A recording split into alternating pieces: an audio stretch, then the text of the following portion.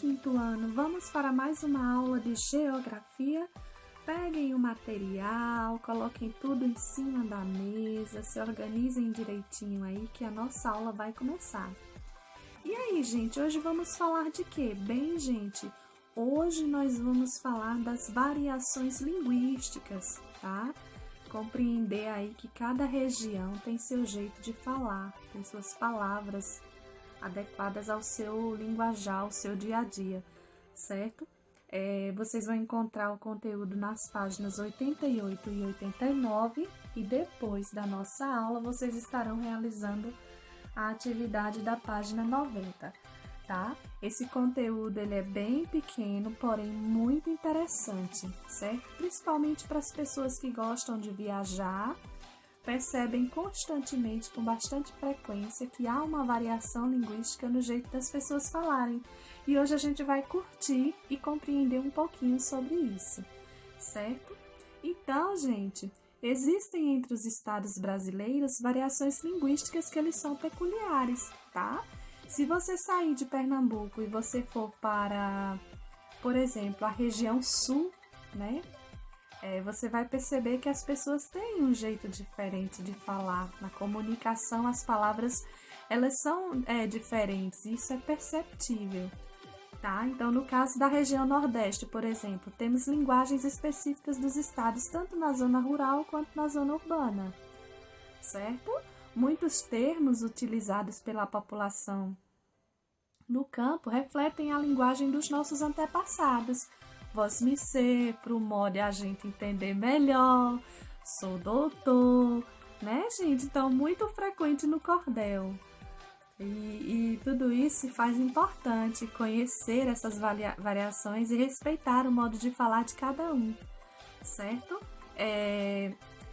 Se você parar para pensar e analisar as variações linguísticas, elas não têm, na verdade, né, o mesmo prestígio social no Brasil. Eu mesmo já tenho comentado em aulas com vocês, eu acho que eu já comentei bastante isso, que por vezes que eu me vi em outras regiões, eu sempre percebia que o jeito de falar, o sotaque daqui do Pernambuco, ele é muito notável em outras regiões, chama atenção. Algumas pessoas riem, né? Não sei se achando feio ou achando bonito, outras pessoas acham muito fofo, porque a gente tem esse hábito, né? Esse costume de falar que está adaptado aqui à nossa região. Eu sempre digo assim, eu tenho sotaque, né? Do meu estado e eu tenho muito orgulho disso. Mas assim, quando a gente passa a viver fora da nossa região, é comum também que a gente puxe um pouquinho para aquele lugar que a gente está vivendo. Então, quando você muda de lugar, você pega o sotaque daquele lugar. Isso é muito comum. Assim como também as palavras, né? Se você for para o Maranhão, por exemplo, você vai perceber que as pessoas, principalmente lá, gente, eu tive a oportunidade de conhecer, eles usam palavrinhas que a gente não usa aqui. E é muito interessante, é muito engraçado, tá, gente? A gente se diverte com isso. Além do sotaque deles, que é diferente, a gente percebe que eles utilizam palavras na comunicação que é engraçado, que é uma coisa que é típica daquele lugar, daquela região que a gente não fala aqui, tá? Só para vocês terem uma ideia, é uma coisa que eu achei muito engraçado lá, tipo assim, se você disser, fulano, você quer isso pra você? A gente aqui, quando a gente diz não, a gente faz né, gente? Lá, é sim e é não, é o contrário da gente. Então, gente, isso dava uma confusão na minha cabeça. Aconteceram situações engraçadíssimas por conta disso. Mas assim, é o jeito de falar deles, tá? É muito engraçado. Eles têm, não só lá, como toda a região, tem seu jeito, tem suas variações linguísticas que acabam determinando a característica do povo daquele lugar, tá? Então, se vocês pegarem aí o livro de vocês na página 88, a gente vai conhecer algumas variações linguísticas.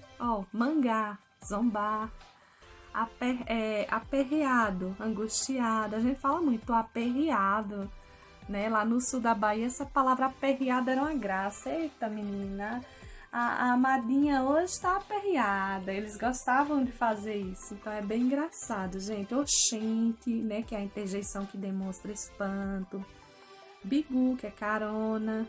Volte, para dizer desprezo, repulsa, né? Ixi Maria, não é, gente? Não tem, ó.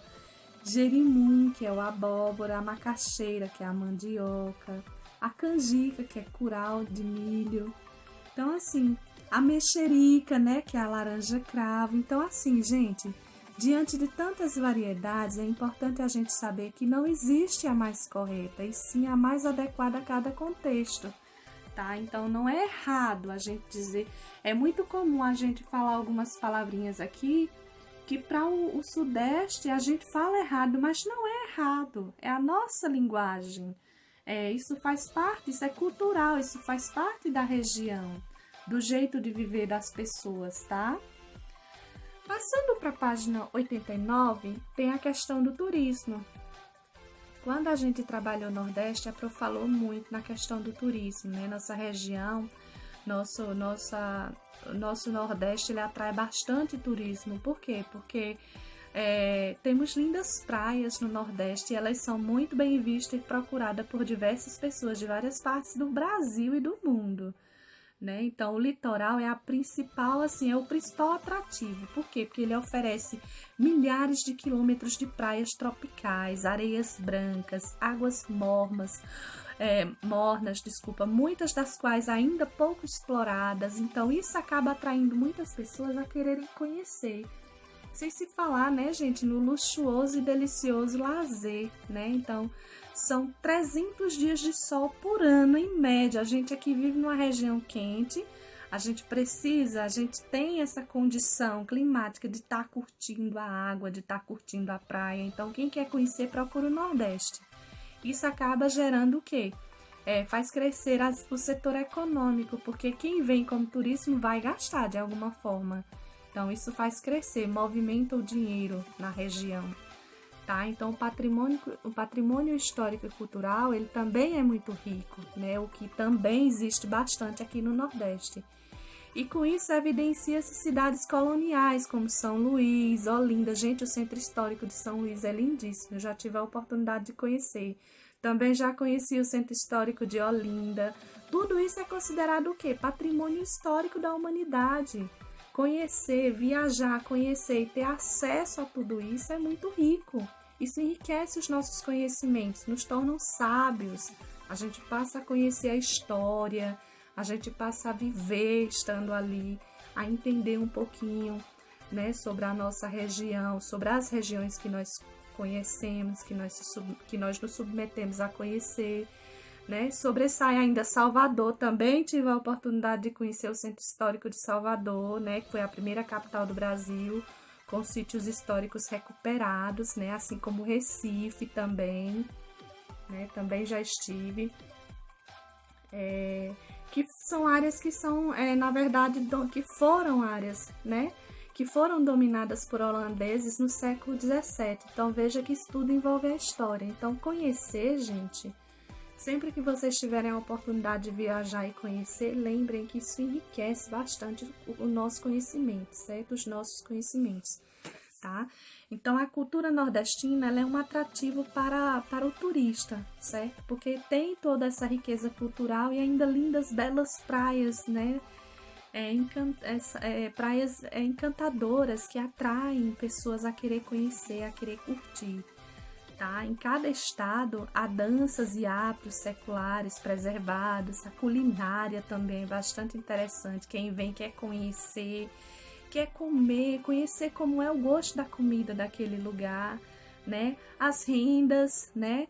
E as cerâmicas são formas mais tradicionais de artesanato. O artesanato também se faz bastante presente.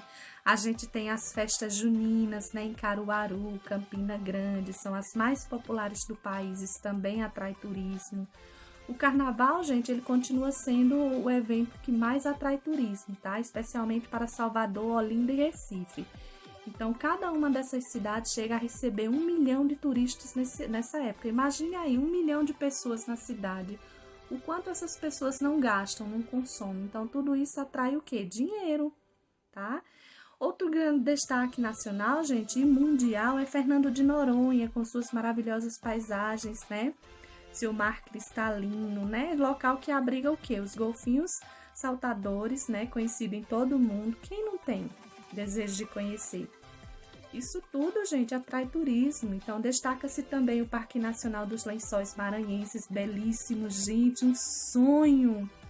Quando você chega lá, você imagina que você nem está na Terra, parece um paraíso, gente.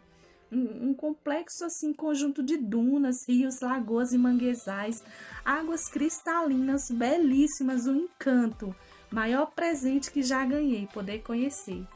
A Bahia encontra-se também aí a Costa do Sauípe, também fui, gente, quando trabalhei na Bahia.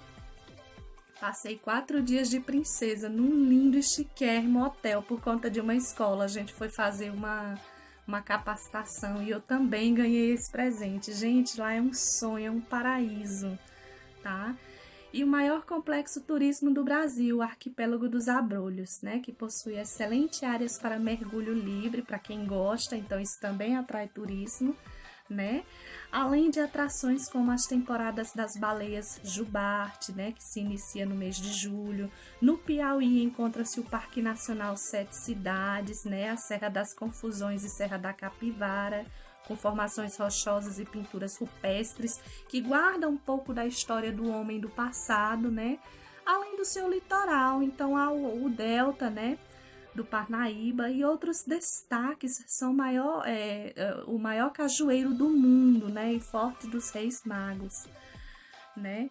Então, assim, gente, é uma riqueza muito grande, muito grande, né? Um conhecimento, assim, que se pode aí estar, a gente pode de alguma forma estar abstraindo um conhecimento assim enriquecedor, conhecer, viajar e conhecer e entender, né, a forma de viver das pessoas em determinado lugar. Isso nos faz conhecer também sobre, a gente consegue, na verdade, relacionar aí a variação linguística, né, com o turismo e se divertir bastante, tá, gente?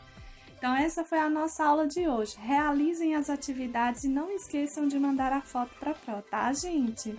Um super beijo para vocês e até a próxima aula. Tchau!